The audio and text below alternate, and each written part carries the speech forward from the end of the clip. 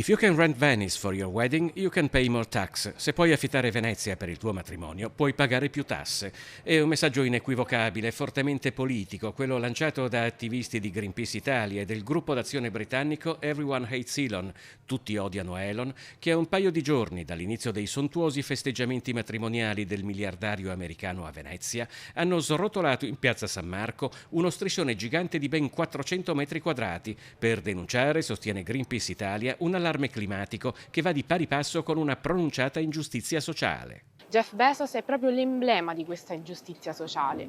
Pochi miliardari che con il loro stile di vita impattano tantissimo sulla vita delle persone. Mentre loro hanno stili di vita insostenibili, le persone soffrono i danni della crisi climatica. Alluvioni, ondate di calore, incendi sono ormai la quotidianità per tutte e tutti noi. Sul fronte della sicurezza, l'aggravarsi dello scenario internazionale con il bombardamento americano sui siti nucleari dell'Iran aggiunge ulteriore tensione ad una 3 giorni di festeggiamenti cui dovrebbero prendere parte anche due figli di Trump, Ivanka e Don Jr.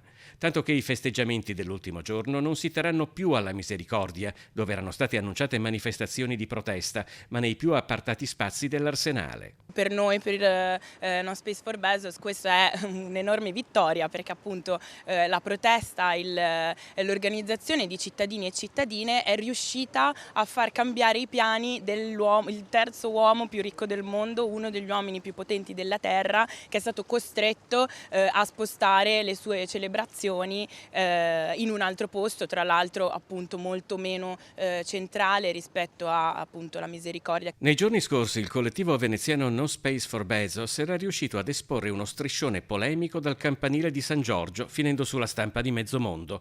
Un'azione simile a quella realizzata ora in piazza San Marco, per la quale un portavoce del collettivo inglese Everyone Hates Elon ha dichiarato: mentre i governi parlano di scelte difficili e lottano per finanziare i servizi pubblici, Jeff Bezos può permettersi di chiudere mezza città per giorni solo per celebrare il suo matrimonio.